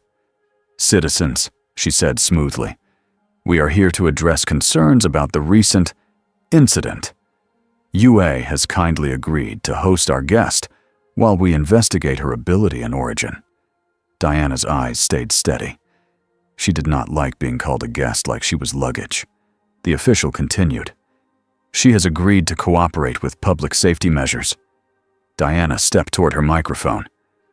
"No," Diana said, clear and calm. "Speak truth." The room went still. The commission official's smile froze for half a heartbeat. Then she recovered. "Excuse me." Diana didn't raise her voice. "I agreed to protect lives," she said. "I did not agree to be owned." A few reporters murmured. Pens moved fast. All Might's face tightened with worry, but he didn't stop her. He'd promised her truth. Diana looked out at the crowd of lenses. "My name is Diana," she said. "I am not from your world. I did not come here by choice. I will not harm your people. I will help when lives are in danger. That is my duty." A reporter shouted. "What's your quirk?" "I have no quirk," Diana replied. Laughter rippled from some corners. Disbelief, not humor. Another reporter yelled, "Then what are you?" Diana held her gaze forward. "A warrior," she said. "A protector." A third reporter leaned into his mic. "People online are calling you Wonder Woman. Is that your hero name?" Diana blinked once. For the first time on stage, her expression shifted, like a memory had been pulled into the open. Hawk's feathers lifted a fraction. He didn't like that question. It felt planted. The commission official's eyes narrowed slightly, as if she hadn't expected that wording either. Diana didn't answer right away. She looked toward All Might, then toward the crowd again. "In my home," she said slowly, "some call me Wonder Woman. Not because I am a mystery, because people needed a reminder that courage exists." The room exploded in whispers. Deku's eyes went wide. "Wonder Woman," he whispered, like the name was a weight. Bakugo scoffed. "What kind of dumb—" he started, then stopped, because even he could hear the power behind the calm. Diana continued, voice steady. "If you call me anything," she said, "call me Diana." "That is enough." Hawks let out a quiet breath. Then the lights in the auditorium flickered. Not once, not twice. 3 times, like a signal. Aizawa's eyes went sharp. His body moved before his mind finished the thought. Hawk's feathers spread. Diana's head tilted slightly. She heard something most people didn't. A low hum behind the walls, a device warming up. Then the air at the side of the stage turned dark. A swirl of mist appeared like a door opening. Kurogiri stepped out, calm as ever. Screams hit the room. Chairs scraped. Reporters surged back. Hawks snapped, "Evac, now!" His feathers flew out, forming a wide barrier line that guided people toward exits without cutting anyone. Aizawa's scarf shot forward, but it passed through mist. Kurogiri bowed politely. "We apologize for the interruption," he said, voice smooth. "We have come for the anomaly." Diana stepped forward. "You came for a fight," she said. Kurogiri's head angled. "No," he replied. "We came for a choice." More mist doors opened behind him. Villains poured through. Not the full league, but enough. Fast movers, tech users, people with panic devices and smoke and restraints. And in the middle of it all, a speaker system hijacked the auditorium sound.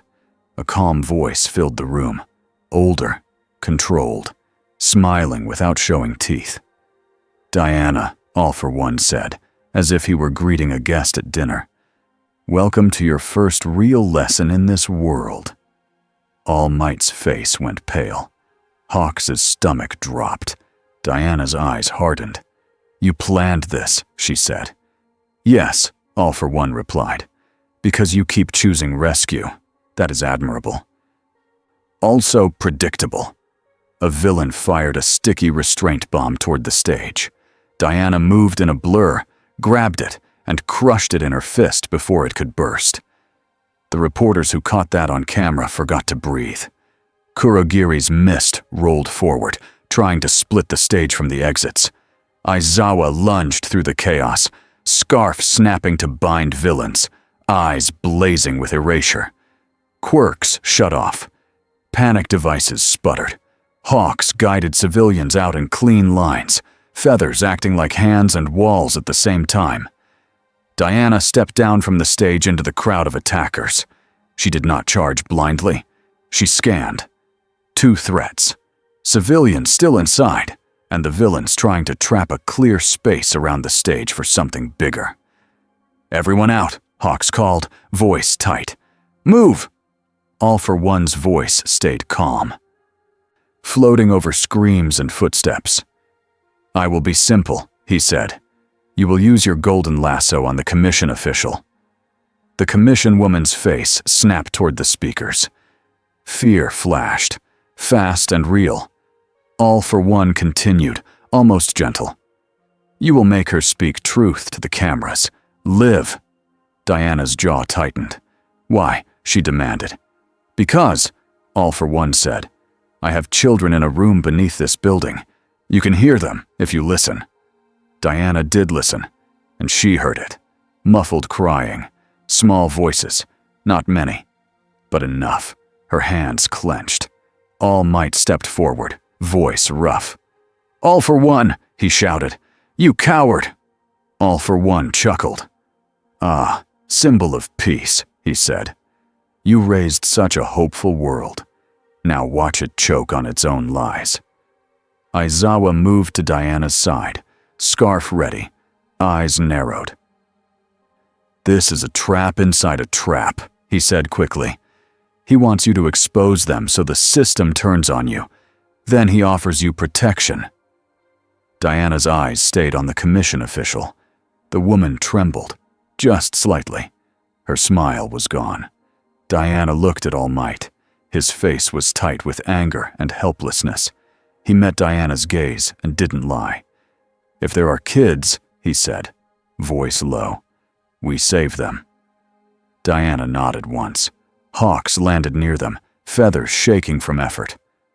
"We're almost clear," he reported, "but the exits are getting jammed." Diana took a breath. Then she made the choice that hurt. She stepped toward the commission official. The woman recoiled. "Don't," she started. Diana's voice stayed calm. "If you have done no wrong," she said, "truth will not harm you." The commission official's eyes darted to the cameras, to the reporters still filming even while crawling backward. Then she whispered, "You don't understand what you're doing." Diana's lasso flashed. It wrapped gently around the woman's torso, not crushing, not painful, but it locked. And the truth came out like water breaking a dam. "I approve the detainment order," the official blurted, eyes wide with horror at her own mouth. "If she became inconvenient, we were going to hold her in a secure site." Gasps exploded through the room. The official fought the rope and failed. "We made deals with support gear brokers to track illegal tech," she continued, voice shaking. "We let some transactions continue to keep our informants in place." Hawks's eyes went hard. "Oh no," he breathed. The commission woman's body trembled as more spilled out. "We plan to cut UA out if necessary," she cried. "We plan to declare her a threat if she disobeyed a direct order." Nezu's smile vanished. All Might stared, stunned. Aizawa's jaw tightened. He'd suspected. Hearing it live was another kind of violence. Diana's voice was quiet. "Do you fear the public?" she asked the woman. "Or do you fear losing control?" The woman sobbed. "Both," she screamed. "We can't let the world see how fragile it is." Phones were up everywhere. Even in panic, people recorded. The feed was being cut in places, but it didn't matter. Too many copies existed already. All for One's voice returned, pleased. "Excellent," he said. "Now, Diana, your reward." A deep thump sounded under the floor. A hidden door in the side of the auditorium burst open. Kurogiri's mist flowed out of it like smoke from a bottle, and 3 frightened children stumbled into the room. Hands tied, faces wet with tears. Hawks shot feathers that sliced the ropes without touching skin. The children ran to the nearest adult and clung like they might never let go. Diana's shoulders eased just a fraction. All for One's voice softened, almost kind. "You did well," he said. "You saved them, and now your world will punish you for it." Diana's eyes narrowed. "Show yourself," she demanded.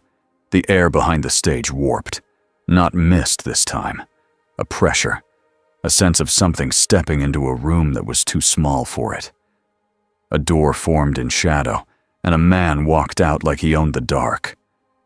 All for One. His face was hidden, but his presence wasn't. It felt like a hand around the throat of the whole building. All Might's body moved on instinct. "Stay back!" All Might barked at the others, then stepped forward, trembling with rage. All for One didn't look at him first. He looked at Diana. "You feel it," he said calmly. "This system lies. It smiles. It breaks people and calls it order." Diana's eyes were ice. "You are not offering truth," she said. "You are offering control." All for One tilted his head. "Control is peace," he replied. "Control is fear," Diana snapped. All for One spread his hand slightly, a polite gesture from a monster.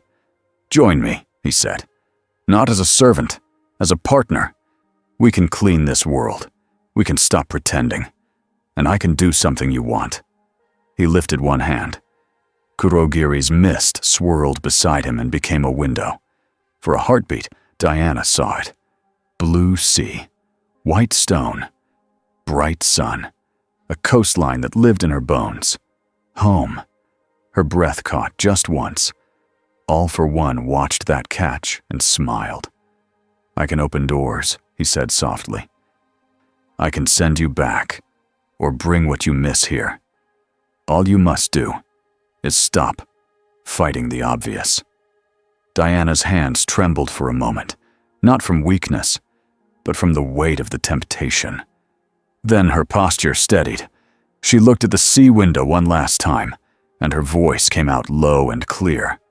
"I miss my home," she said. "I miss my people.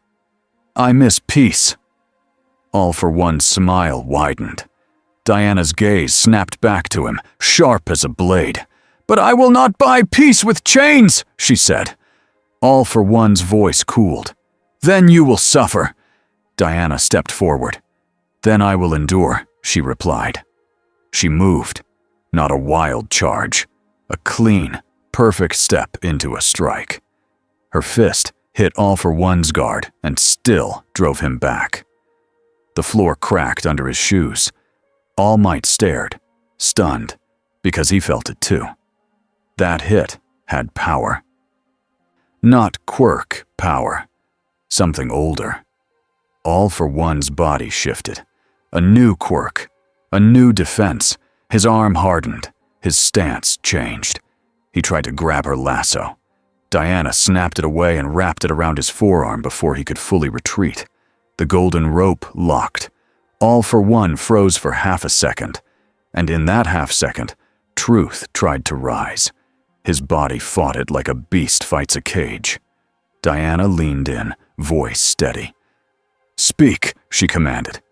All for One's mouth moved against his will. "I hate being powerless," he hissed. The words landed like a crack in a wall. Then All for One forced a warp through sheer preparation. Kurogiri's mist swallowed part of his body. The lasso slipped, not because it failed, but because the target left the space it held. All for One's voice returned, colder now. "Interesting," he said. "Your truth weapon works on me," briefly. Diana's eyes narrowed. "You fear truth," she said. "I fear nothing," All for One replied. Diana didn't flinch. "Truth," she said. All for One paused. Then he laughed, quiet and sharp. He raised a hand, and the villain still inside surged again, trying to drag attention away. Aizawa snapped into motion, scarf whipping, eyes blazing. Hawk's feathers pinned attackers to walls. All Might leapt into the fray, smashing through a reinforced villain shield with what strength he could spare, careful not to overburn himself. Diana didn't chase villains. She went for the center. She launched upward, grabbed a hanging beam, swung, and slammed both feet into All for One's chest. He crashed back through the stage wall into a backstage corridor, rubble raining. Diana landed in the corridor with him, alone for a heartbeat. All for One's head tilted, like he admired her. "You could rule here," he said softly, "with your strength, with your truth." Diana's face was hard. "I do not rule," she said. "I serve life." All for One's hand lifted. A dark pulse shot toward her. Diana crossed her bracelets. The pulse hit, and the impact boomed, but she held. The walls shook. Lights burst. She stepped through the force and struck again, faster than the eye, a chain of blows meant to disable, not kill. All for One slid back, quirks shifting like masks. He was tough, but he wasn't trying to win the brawl. He was trying to complete the message. He looked past Diana toward the auditorium's open doorway, where cameras still pointed like hungry eyes. "You see," All for One said, voice rising so it carried. "How they stare at you now." Diana heard it. The room's fear had changed shape. It wasn't fear of villains anymore. It was fear of her. Because the truth had spilled, and people didn't know what to do with it. All for One smiled behind his mask. "Now they will beg for tighter chains," he said, "and they will blame you for the pain of learning." Diana's jaw tightened, but her voice stayed controlled. "I can't choose their courage for them," she said. "Only mine." All for One's posture shifted, like he'd heard enough. Kurogiri's mist poured into the corridor behind him. "All for One!" Aizawa's voice barked from the other end, closing in fast. All for One stepped back into the mist, still calm. "Goodbye, Diana," he said. Diana lunged and threw her lasso again. It wrapped the edge of the mist doorway. For a fraction of a second, she had it. Then Kurogiri's warp twisted, and the rope snapped free, not broken, but displaced. All for One vanished. The sea window vanished too. Diana stood in the broken corridor, breathing steady, fists clenched. Aizawa skidded to a stop beside her, scarf ready, eyes blazing. "He's gone," Diana said. Aizawa's eyes flicked over her for injury. He didn't see any. That didn't relax him. "Of course he's gone," Aizawa muttered. "He never stays when he doesn't have to." Hawks arrived a second later, feathers half spent, face pale. "We got everyone out," he said. "No deaths. Injuries, but no." He stopped when he saw Diana's expression. "Offer?" Hawks guessed. Diana nodded once. "He offered control," she said, "and a door home." All Might stepped into the corridor last. His face was drawn tight with old pain. "He showed you your home," All Might said quietly. voice breaking on the word. Diana met his gaze. "Yes?" she said. All Might swallowed. "And you refused." Diana's voice was steady. "Yes." All Might's shoulders sagged, not with defeat, but with a strange kind of gratitude, remembering how hard it was to refuse the easy path. Outside, sirens grew louder. Inside, reporters kept filming, and the commission official sat on the stage floor, trembling, because her own lies had been spoken out loud in front of the world. In the days that followed, the city tried to spin itself back into comfort. It didn't fully work. The commission held emergency meetings. Statements were released. Some things were denied. Some things were called misinterpreted. Some things were blamed on stress. But too many phones had the clip. Too many citizens had heard the confession. Too many pro-heroes had seen it with their own eyes. Nezu received 3 separate requests to hand Diana over for secure observation. He refused all 3 with the same polite smile. All Might attended one commission meeting alone. He came back looking older. "They want her under lock and key," he told Nezu and Aizawa in a quiet office. "They're terrified." Aizawa's eyes were flat. "Then they'll try again," he said. Hawks leaned against the wall, arms folded. "Public opinion is split," he reported.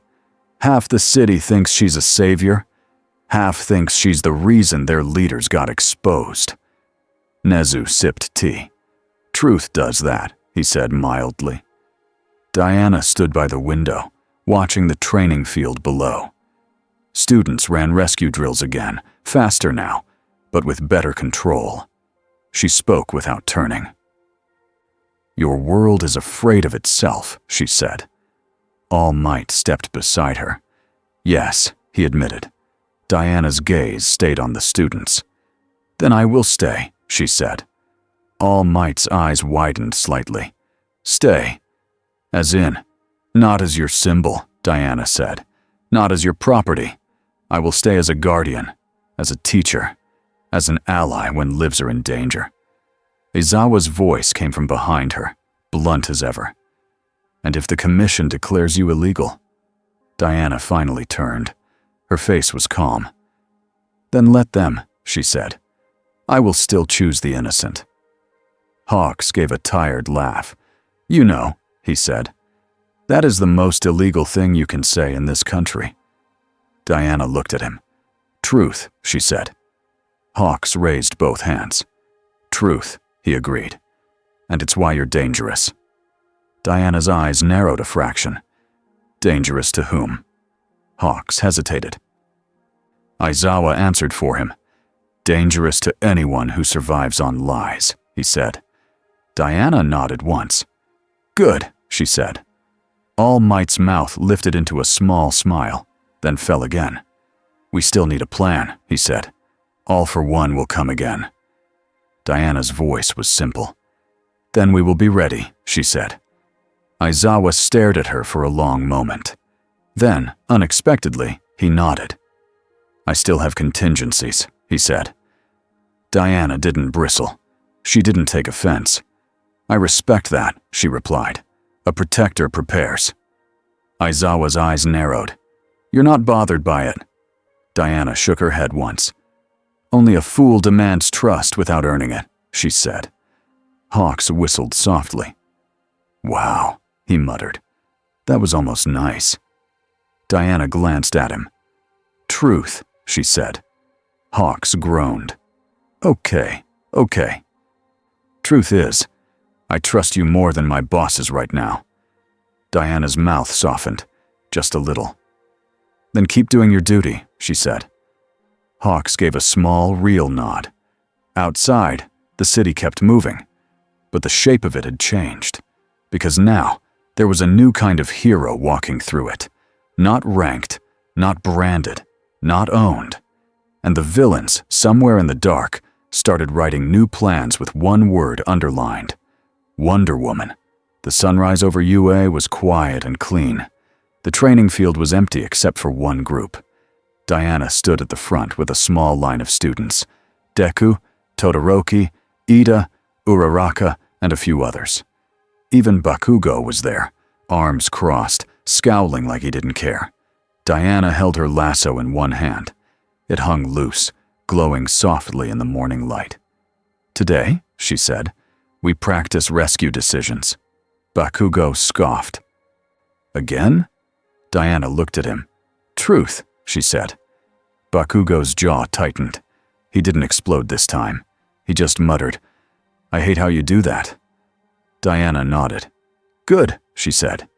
"That means you were listening." Aizawa watched from the side, coffee in hand. He looked like he might fall asleep standing up, but his eyes missed nothing. All Might stood near him, hands in his pockets, smiling faintly. Deku stepped forward after the drill ended. His face was serious, in a way that made him look older than he was. "Diana," he said, voice quiet. "Can I ask something?" Diana turned to him. "Ask." Deku swallowed. "After everything," he said, "do you think our world can still be good?" Diana didn't answer fast. She watched the students. She watched the field. She watched the school that trained kids to face monsters because adults had failed to stop them early enough. Then she looked at Deku. "Yes," she said simply. Deku's shoulders sagged with relief, like he'd been holding his breath for days. Diana raised one finger. "But," she added, "only if you tell the truth about it first." Deku nodded slowly. "Even if it hurts." "Especially if it hurts," Diana replied. Bakugo made a sound like a scoff, but he didn't leave. Todoroki's eyes stayed on Diana's lasso. "Will they keep coming for you?" he asked quietly. Diana's gaze went toward the distant city skyline. "Yes," she said, "because I do not fit." Ida straightened. "Then we must improve our system," he said, stiff with determination. Diana looked at him with approval. "Good," she said. "A hero does not only fight villains. A hero fights the parts of the world that make villains easy." All Might let out a slow breath beside Aizawa. "She says it like it's simple," he murmured. Aizawa's eyes stayed on Diana. "It is simple," he said. "It's just not easy." Down in the city, rumors kept moving. Some people started using Diana's words as a joke. "Truth," they'd say to friends who were clearly lying about homework or chores. But some people used it seriously. A pro hero admitted a mistake on camera and didn't hide behind excuses. A rescue team changed how they carried the injured. A teacher asked a student what they were really afraid of. Small things. Not enough to fix a world. Enough to start bending it. Diana wrapped her lasso once around her wrist, like a reminder. She looked at the students and spoke one last line before dismissing them. "Say your purpose," she said. This time, they answered together, voices overlapping, messy but real. "To save people." Diana nodded. Then she walked off the field toward the gates, toward the city that still didn't know what to do with her. The sun climbed higher. Life went on. And Musutafu did not feel the same anymore.